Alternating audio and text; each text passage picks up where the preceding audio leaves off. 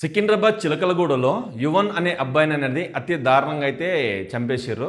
ఎవరో కాదు, అమ్మాయి వల్ల బావ వాళ్ళ ఫాదరు ఇంకా వేరే కుర్రోళ్ళు అన్నమాట. ఆ అబ్బాయిని చంపడానికి కారణం ఏందో ఇక్కడ మీకు అర్థమైంటుంది. ప్రేమ ప్రేమ ప్రేమ.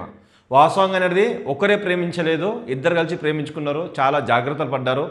అమ్మాయి కూడా అనేది అమ్మాయి వల్ల ఇంట్లో కూడా చెప్పింది, మేమిద్దరం ఇష్టపడుతున్నాము, కాకపోతే మాకు టైం కావాలి, ఇప్పుడు అనేది నాకు పెళ్ళి వద్దు, ఎవరి దగ్గరైనా నాకు సంబంధాలు చూడకండి అని అమ్మాయి వాళ్ళ ఫాదర్కి అనేది అమ్మాయి అయితే చెప్పడం జరిగిందన్నమాట. అబ్బాయి కూడా అనేది అమ్మాయి అంటే ఇష్టమే, కానీ ఇప్పుడు నాకు పెళ్ళి వద్దు, ఇంకా నేను వెల్ సెటిల్ కావాలి, నేను ఇప్పుడు బీటెక్ అనేది థర్డ్ ఇయర్ చేస్తున్నాను, మా అక్క పెళ్లి చేయాలి, ఇంకా నా పైన చాలా బాధ్యతలు ఉన్నాయని అబ్బాయి చాలా రకాలుగా అనేది అమ్మాయికి చెప్తూ వచ్చాడు.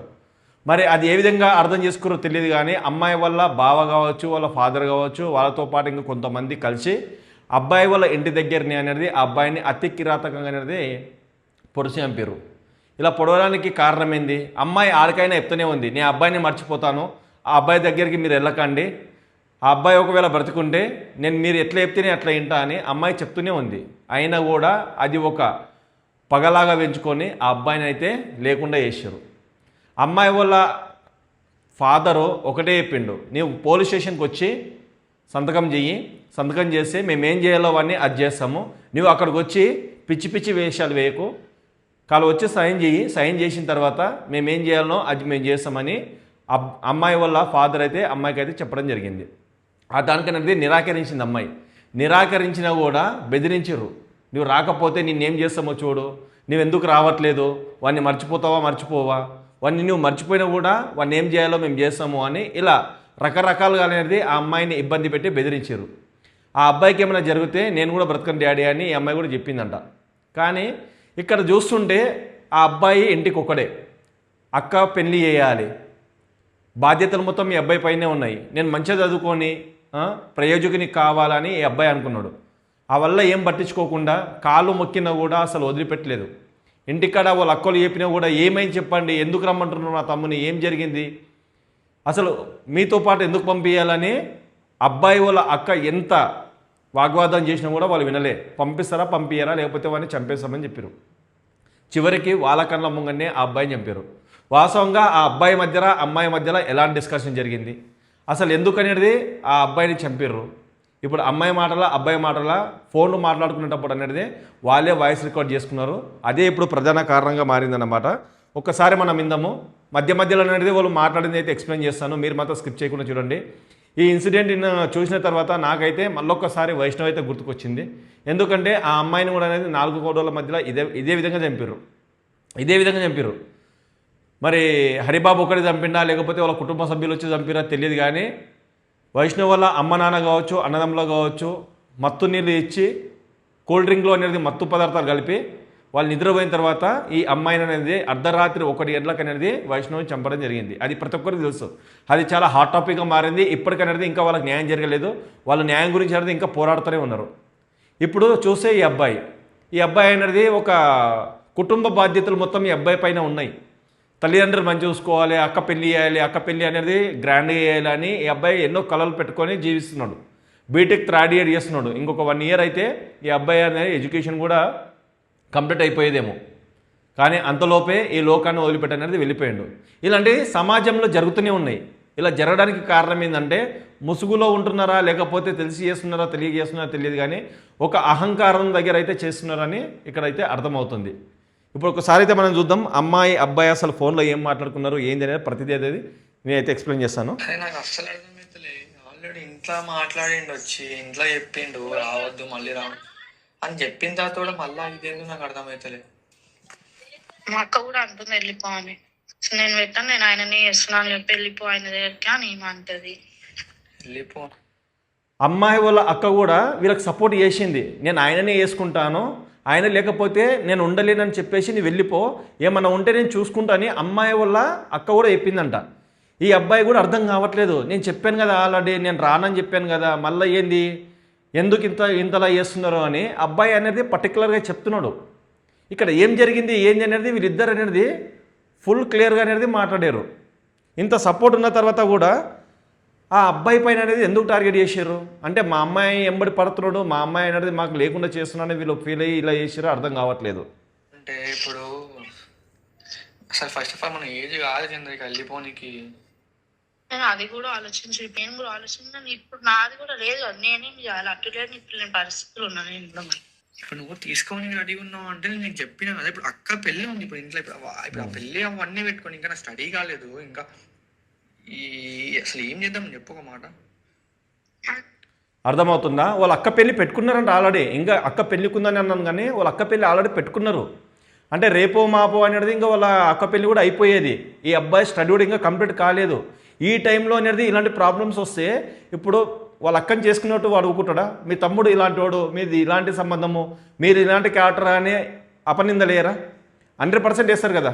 ఆ అబ్బాయి అనేది ఒక మెచ్యూరిటీ దగ్గర అనేది అన్ని విధాలుగా ఆలోచిస్తున్నాడు.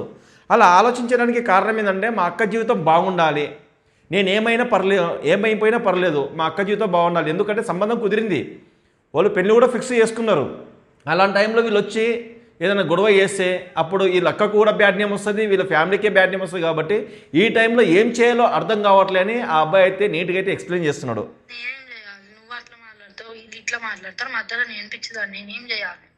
ఇప్పుడు మళ్ళీ నన్ను ఏం చేయమంటే ఒక మాట చెప్పు నువ్వే. అసలు ఎట్లా అర్థమైతే నాకు ఇన్ని మనసులు ఏంది ఇప్పుడు ఎట్లా? నాకు అదే అర్థమైంది.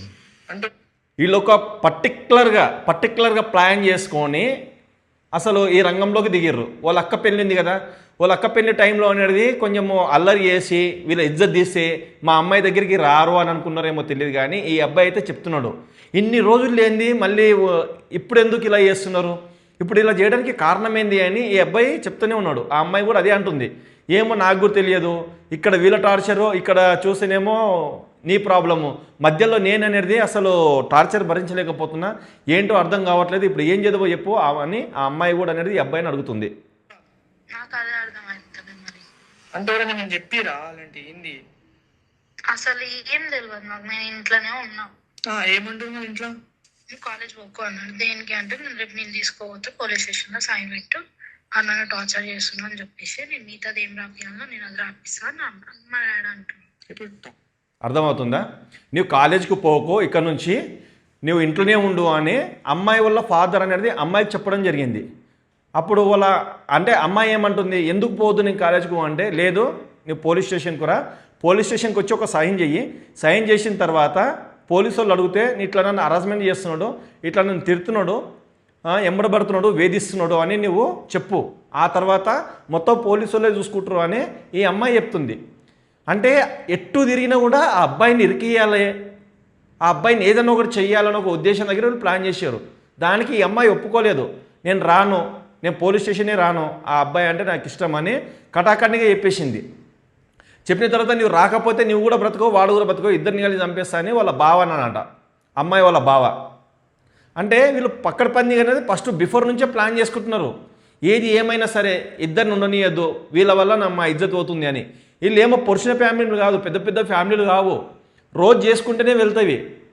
వీళ్ళు ఏదో పానీపూరి అమ్ముతారంట, అమ్మాయి వాళ్ళ బావోళ్ళు, అమ్మాయి వాళ్ళ ఫాదర్ వాళ్ళు పానీపూరి అమ్ముతారంట. ఈ అబ్బాయి వాళ్ళ ఫ్యామిలీ అనేది రోజు చేసుకుంటూనే వస్తుంది. అలాంటి దాంట్లో వీళ్ళకి ఇంతగానో విషయం ఎందుకు అర్థం కాలే. ఒకసారి చూద్దాం మళ్ళీ ఇంకేమంటారు.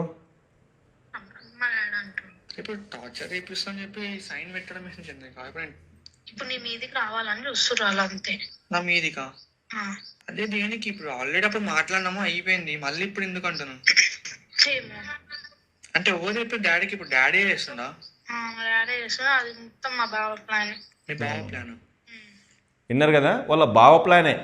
ఎందుకంటే ఈ అమ్మాయి వాళ్ళ డాడీని అనేది వాళ్ళ బావ బాగా రెచ్చగొడుతున్నాడు. ఏంది పిల్ల ఇట్లా చేస్తుంటే నువ్వు ఎట్లా ఉంటున్నావు, అసలు నీకేమైనా విలువ ఇజ్జత్ ఉందా అని అన్నాడో ఏమో తెలియదు. కానీ ఏ తల్లిదండ్రికైనా కూడా అలాంటి మాటలు మాట్లాడితే కొద్దిగా కోపం వస్తుంది. ఆ మాటలకు అనేది వీళ్ళ డాడీ కూడా పోలీస్ స్టేషన్ వచ్చి సిగ్నేచర్ అయ్యి నెక్స్ట్ ఏమైనా జరిగితే మేము చూసుకుంటాం, ఏదేమైనా కానీ నువ్వు గమ్మున ఉండాలి, వాడిని ఏం చేసినా కూడా నువ్వు పట్టించుకోవద్దు, తెలియని దానిలాగా ఉండాలని ఆల్రెడీ చెప్పేసారు అమ్మాయికి. కానీ ఈ అమ్మాయి ఆ అబ్బాయి పైన ఉన్న ప్రేమకు ఒప్పుకోవట్లేదు. నువ్వు పోలీస్ స్టేషన్ రా, వచ్చి ఒక సైన్ పెట్టడానికి నీకు ఏమవుతుంది అంటే నేను రానంటే రానని తెగేసి కూస్తుంది. కానీ వల్ల జరిపించడానికి ఆ అబ్బాయి చనిపోవడానికి కారణం కూడా అమ్మాయి వల్ల బావనే ప్రధాన కారణం. ఒక క్రిమినల్ లాగా ఆలోచించిండు, ఒక మనిషినని మానవత్వం లేనివాడిలాగా అనేది ఆలోచించి ఆ అబ్బాయిని అనేది లోకాన్ని వదిలిపెట్టిపోయేలాగా అనేది చేసిండు. ఇది ఎంతవరకు కరెక్టో నాకైతే అర్థం కావట్లే. ఇలాంటి ఇన్సిడెంట్లు అనేది చూసే ప్రతిసారి బంగారు తల్లి వైష్ణవి గుర్తుకొస్తుంది నిజం చెప్పాలి అంటే. ఏంట్రా అసలు ఎక్కడ పోతుంది ఈ సమాజం అర్థం కావట్లా. నిన్న సాయంత్రం మంచిగా ఉండు. సరే ఇప్పుడు ఏమైనా ఉంటే మరి మీ బాబాయ్ నాకైనా ఫోన్ చేయాలి కదా. ఇప్పుడు అరే మళ్ళీ ఏమైంది రాబోయే ఇది అని చెప్పి నన్నైనా అడగాలి కదా. మరి ఏం అడగలే కదా, అదే కదా నా ప్రాబ్లం. నేను ఏం చెప్తలేదు, ఏం చేస్తలేదు, నన్ను ఇట్లా పెట్టమంటారు. అదే నన్ను కూడా ఏం అడగలేడు మరి బావ ఫోన్ చేసి. అంటే ముందు ఎన్ని నెలలు సార్ నాకు ఫోన్ చేస్తున్నాడు మీ బావ డైరెక్ట్ ఫోన్ చేసి అది అని అడుగుతున్నాను. ఇప్పుడు అసలు ఏం ఫోన్ చేయకుండా డైరెక్ట్ ఇప్పుడు పిఎస్లో పోయి కేసు పెట్టి నేను టార్చర్ చేస్తున్నాను చెప్పి పెట్టి సైన్ పెట్టా అంటే ఎట్లా?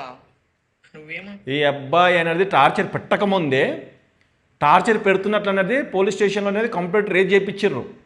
అంటే ఆ అబ్బాయిని అనేది ఏదైనా చెయ్యాలి అన్నా కూడా అమ్మాయి పోయి సంతకం చేయాలి. ఇట్లా నన్ను వేధిస్తున్నాడు, ఇబ్బంది పెడుతున్నాడు, ప్రతి చిన్న దానికి అనేది వస్తున్నాడు, ఏదేదో మాట్లాడుతున్నాడు అని ఆ అబ్బాయి పైన అనేది కంప్లైంట్ అయితే రేజ్ చేయించారు. కానీ ఈ అమ్మాయి మాత్రం ఒప్పుకోవట్లేదు. ప్రతి విషయం అనేది అబ్బాయి దగ్గర అనేది షేర్ చేసుకుంటుంది. ఇది చాలా గ్రేట్ విషయం అని కూడా చెప్పుకోవచ్చు. అంటే ఇప్పుడు అమ్మాయి వల్ల అబ్బాయి వల్ల అక్క పెళ్లి ఉంది కాబట్టి ఇదే కరెక్ట్ మూమెంటు. ఈ మూమెంట్ తప్పితే మళ్ళీ ఇంకా ఎలాంటి అవకాశం దొరకదని ఒక ఉద్దేశం దగ్గర కేసు పెట్టించి ఆ అబ్బాయి వాళ్ళ ఇంటికి అనేది పోలీసుని పంపి ఆ అబ్బాయిని అరెస్ట్ చేయించి ఆ పిల్లగాని అనేది చిత్రహింసలు పెట్టాలని వీళ్ళకు ప్లానింగ్ ఉండే. కానీ ఈ అమ్మాయి పోయి సైన్ పెట్టినందుకు ఇంటికాడికి వచ్చి మరి 15 పోట్లు పొడిచి ఆ అబ్బాయిని చంపేశారు. ఇది చాలా దారుణం, నిజం చెప్పాలంటే చాలా దారుణం. ఏ ఇంట్లో కూడా ఇలా జరగొద్దు. కాకపోతే ఇలాంటి కేసులు అనేది రోజు రోజుకి అనేది ఎక్కువనే అవుతున్నాయి. అరే అబ్బం శుభం తెలియదు, వాళ్ళు ఇంకా మంచి జీవితం అనేది అనుభవించాలనుకుంటున్నాడు. అబ్బాయి అనేది అమ్మాయిని కూడా మర్చిపోంటున్నాడు. ఏమన్నా ఉంటే నా దగ్గర మాట్లాడొచ్చు కదా. ప్రతిసారి ఏదైనా చిన్న విషయం ఉన్నా కూడా నాకు ఫోన్ చేసి బెదిరిస్తుండే, నన్ను టార్గెట్ చేస్తుండే. అలాంటిది అనేది నాకు మాట్లాడకుండా, నా దగ్గర మాట్లాడకుండా డైరెక్ట్ అనేది పోలీస్ స్టేషన్లో కంప్లైంట్ ఇచ్చి అక్కడ నీ దగ్గర అనేది సిగ్నేచర్ పెట్టేయడం ఏంది? నన్ను ఏం చేయాలనుకుంటున్నారు? ఇప్పుడు మా అక్క పెళ్ళి ఉంది, మా అక్క పెళ్ళిలో అనేది నేను ఏం సమాధానం ఇవ్వాలి? జరగడాన్ని జరిగితే అప్పుడు రెస్పాన్సిబిలిటీ ఇవ్వరు అని ఈ అబ్బాయి అనేది పర్టికులర్గా చెప్తున్నాడు. వీళ్ళనేది ఒక అవకాశం తీసుకుని అనేది కరెక్ట్ టార్గెట్ చేసారు, అది వర్కౌట్ అయింది. ఎడికైతే అడిగానే నేనున్నా. అంటే ఎడికైతే అడిగంటే ఎడికైతే అడిగి అంటే ఎట్లా అంటున్నావు? నేను పెట్టనీకి రెడీగా లేను అంటే నేను చేస్తున్నావా అని అడుగుతారు. అవునానే కదా నేను చెప్పాలి. ఈ అమ్మాయి కూడా ఒప్పుకుంటుంది, నేనైతే సిగ్నేచర్ పెట్టడానికి అయితే రెడీగా లేను. వాళ్ళైతే నన్ను అడుగుతారు నీవు ఆ అబ్బాయిని ఇష్టపడుతున్నావా అంటే అవుననే కదా చెప్పాలి. అది కూడా వాస్తవమే కదా. ఎందుకంటే ఈ అమ్మాయి కూడా ఇష్టపడుతుంది, ఆ అబ్బాయి కూడా ఇష్టపడుతున్నాడు. నేను అబ్బాయిని ప్రేమిస్తున్నానని చెప్పాలి కదా. చెప్తేనే కదా అప్పుడు తెలిసేది. ఎందుకంటే అబ్బాయికి అనేది ఇష్టం ఉన్నా కూడా ఆయన ఫ్యామిలీ ఇంపార్టెంట్ అనిపిస్తుంది. ఈ పిల్లగాడు ఏమన్నా అయిపోతే వాళ్ళ ఫ్యామిలీ అనేది ఏ విధంగా సఫర్ అవుతుంది, ఏ విధంగా బాధపడతారో ప్రతి విషయం అనేది ఈ అబ్బాయి ఆలోచిస్తున్నాడు. ఆ అమ్మాయి కూడా ఆలోచిస్తుంది. నేను అసలు సంతకమే పెట్టాను, సంతకం పెట్టినప్పుడు నేను 2 రకాలు ఆలోచిస్తాను. ఒకవేళ పోయేదాన్ని అయితే ఎప్పుడో పోయి నేను సిగ్నేచర్ చేయాలి, కానీ నేను పోవట్లేదు కదా అని చెప్తుంది.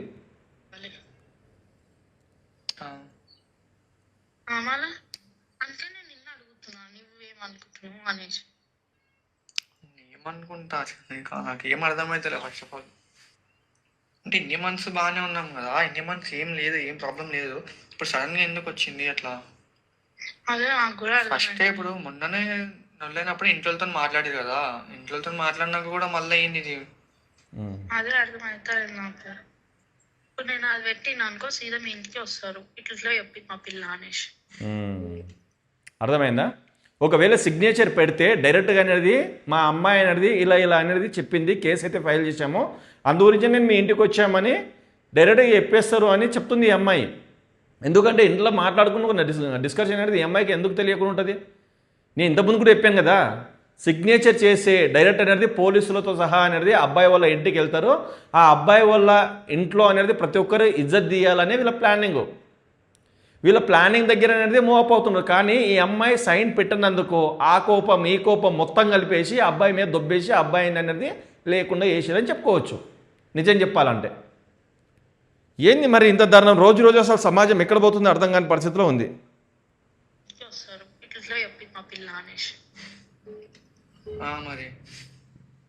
మరి నేను ఏం చేయాలి? నేను పిచ్చిదాన్ని మధ్యలో. డాడీని అడగవచ్చు కదా, ఏమైంది డాడీ మళ్ళీ ఎందుకు ఇట్లా చేస్తున్నారు? అడిగినా ఏం లేదు, నువ్వు వచ్చి సైన్ పెట్టు అంతే. అంటే బెదిరిస్తారు అమ్మాయిని. డాడీ వాళ్ళంతా రాసి పెడతారంట, నువ్వు ఉత్తే అవును నన్ను టార్చర్ చేస్తున్నావు అని చెప్పి నువ్వు సైన్ పెట్టు అంతే. ఇంకా నువ్వు ఒక్క మాట మాట్లాడదాడికి వచ్చి గాయ గాయ కూడా చేయొద్దు. నువ్వు ఒక్క మాట కూడా నువ్వు ఎక్కువ మాట్లాడదాడు వచ్చి అని చెప్పి అన్నాడు. నిన్న అర్థమైందా?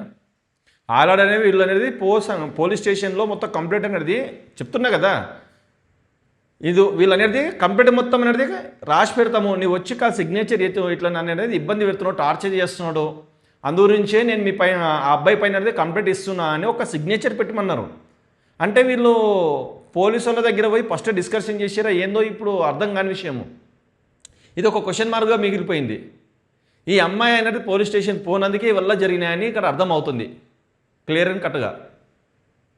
ఒక్క మాట కూడా నువ్వు ఎక్కువ మాట్లాడదాడు వచ్చి అని చెప్పి అన్నాడు. నిన్న ఇప్పుడు ఎప్పుడు రేపు తీసుకొని పోతాడంట డాడీ.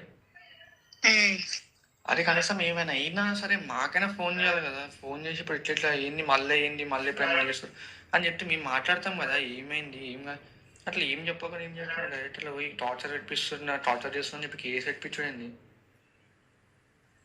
అదే నాకు అర్థం అవుతలేదు. అంటే ఏం చేద్దాం అనుకుంటారు, ఏమైనా అంటే నా లైఫ్ స్పాయిల్ చేద్దాం అనుకుంటారు వాళ్ళండి. ఈ అబ్బాయికి అర్థం అవుతుంది అంటే నా లైఫ్ అనేది స్పాయిల్ చేద్దాం అనుకుంటున్నారా, అంటే ఇంకా నేను చంపేద్దాం అనుకుంటున్నారా, ఆ విధంగా డిసైడ్ అవుతుర్రా అని ఈ అబ్బాయి అనేది మెల్లిమెల్లిగా డౌట్ స్టార్ట్ అయిపోయింది. పోలీస్ స్టేషన్లో కంప్లైంట్ పెట్టారు ఒకటి, ఈ అమ్మాయి పోయి సాయం పెట్టేటట్లు రెండు, మా అమ్మాయి కూడా మా మాట వినట్లేదు కదా అని కోపం దగ్గర వీళ్ళు ఏదైనా ఒకటి చేయాలి వాడిని అనేది అసలు ఉండనివద్దు అని బలమైన కోపం దగ్గర వీళ్ళ ఇంటికి వచ్చి ఆ పని చేశారు. వీనికి అర్థమవుతుంది అంటే ఈ అబ్బాయికి అనేది అర్థమవుతుంది ఎట్లని చేసి విని చంపేయాలనుకుంటున్నారా, స్పాయిల్ చేస్తారా నా జీవితాన్ని అని క్లియర్ కట్గా అనేది చెప్పేస్తున్నాడు. అంటే ఒక్కసారి కాకపోయినా రెండోసారి అయితే డౌట్ వస్తుంది. అదేవిధంగా కూడా ఈ అబ్బాయి కూడా అయితే డౌట్ వచ్చింది. రోజే అన్నారు ఏమని, నేనైతే వదిలా నరసింహ, మీరు వదిలేసినా సరే నేనైతే వదిలా అని అనేసి అన్నాడు బాగా. అంటే అమ్మాయి వల్ల డాడీకి అనేది అమ్మాయి వల్ల బాగా చెప్పేసిండు నరసింహ, వాళ్ళ ఫాదర్ పేరు నరసింహనేమో. మరి నరసింహ ఒకవేళ నీవు గమ్ము ఉన్నా కూడా అబ్బాయిని కానీ అమ్మాయిని కానీ నువ్వు వదిలిపెట్టాను, వాడు మర్చిపోతేనేమో సరే కాకపోతే ఇప్పుడు కాకపోయినా రేపటినాడికి ఇంకో ఏదన్నా చేస్తాడు, అలాంటప్పుడు ఓని మాత్రం 100% వదిలిపెట్టాను, ఒకవేళ నీ కూతురు కూడా అడ్డం వచ్చింది అనుకో ఇద్దరిని మాత్రము నేను ఉండనీయనని చెప్పేసిండు. అది అమ్మాయి మాటలోనే క్లియర్గా అర్థమవుతుంది. మీరు నేనేమన్నా చేసుకోరి, నేనైతే ఇద్దరిని వదిలా ఇద్దరిని చంపేస్తా అని అన్నాడు. చంపేశాను అయితే నేనన్నా అవును మీకు మనుషుల మీద ఎప్పుడు ఉందని, ఇప్పుడు మీకు అసలు మనుషులు అంటేనే విలువలేదు మీ ముఖాలకి అని నేను ఒర్రినా. వాళ్ళు ఒర్రిన తర్వాత దాని నెక్స్ట్ తర్వాత కొంచెం సేపు అయినాక నేనైతే అన్న వదిలా నరసింహ, నేను వదిలా అస్సలు అన్నైతే వదిలా నేను అనేసి అన్నాడు. ఇది కథ నాకు అస్సలు అర్థమవుతలే. అయిపోయింది ఇది కథ. వాస్తవంగా అనేది ఆ అబ్బాయికి అనేది భయం స్టార్ట్ అయిపోయింది. అంటే నా లైఫ్ స్పాయిల్ చేస్తారా అని అన్న తర్వాత ఆ అమ్మాయి అయితే చెప్పేసింది, మా బావ అనేది మా డాడీ దగ్గర ఇట్లా మాట్లాడిండో, ఏది ఏమైనా కానీ ఆ అబ్బాయిని మాత్రం నేను వదిలిపెట్టాను, ఏదో ఒకటి నేను చేసేసంటే ఆ అబ్బాయికి ఇంకా స్టార్ట్ అయిపోయింది వీళ్ళు అనేది నన్ను ఏదో చేయబోతున్నారు అని క్లియర్గా అనేది అర్థమైపోయింది. ఈ అమ్మాయి అనేది ఆల్రెడీ చెప్పేసింది, మీకు అనేది అసలు మనుషులు అంటే మీకు విలువ ఉందా, బంధుత్వాలు అంటే మీకు విలువ ఉందా అని ఈ పిల్ల కూడా అనేది కటాకటిగా చెప్పేసింది. కానీ ఆ వల్ల ఏం పట్టించుకోకుండా ఏదైతే అనుకున్నాడో అదే పంతం దగ్గర అనేది ఆ అబ్బాయిని అనేది భూమి మీద లేకుండా వేసిండు. 1 కాదు 2 కాదు 17 పోట్లు అంట. 17 పోట్లు ఒకటేసారి వర్షేసరికి ఆ అబ్బాయి ఏడ బతుకుతాడు చెప్పండి. అక్క ముంగట తల్లిదండ్రుల ముంగట ఇలాంటి సంఘటనలు జరిగిన తర్వాత, ఇంటికి ఒకటి ఉన్న తర్వాత ఇలాంటి సంఘటనలు జరిగితే ఇంకా సమాజం ఏం ముంగడుకోతుంది. నిన్నాక మొన్న అనేది వైష్ణవి విషయంలో కూడా ఇలా జరిగింది. ఇలాంటి ఇన్సిడెంట్లు అనేది జరుగుతూనే ఉన్నాయి. మరి కారణం ఏందో అర్థం కావట్లేదు. మూర్ఖత్వమా, లేకపోతే అర్థం చేసుకోలేని స్తోమతనా, ఏదన్నా ఒకటి చెయ్యాలి నేనే మోతిపరిని కావాలి నేనే తోపును కావాలనుకోవడమా, ఇది అర్థం కాని విషయము. సో దీనిపైన అనేది మీరు ఏమనుకుంటున్నారో కామెంట్ రూపంలో కామెంట్ చేయండి. ప్రతి ఒక్క ఆడపిల్ల ప్రతి ఒక్క అబ్బాయి కూడా చాలా జాగ్రత్తగా ఉండండి, ఎందుకంటే ఇలాంటివన్నీ జరుగుతూనే ఉన్నాయి. ఏమనంటే కూర్చొని మాట్లాడుకోండి, ఇష్టం లేదు అనుకుంటే వదిలేసేయండి, ఎంబడ అసలు పడకండి. ఇష్టం లేదంటే కథం కీలకథ దుఃఖం మంది, అటు నుంచి ఇష్టం లేదు ఇటు నుంచి ఇష్టం లేదు, అలాంటప్పుడు అనేది ఇంకా ఎందుకు ఇబ్బంది పడడము.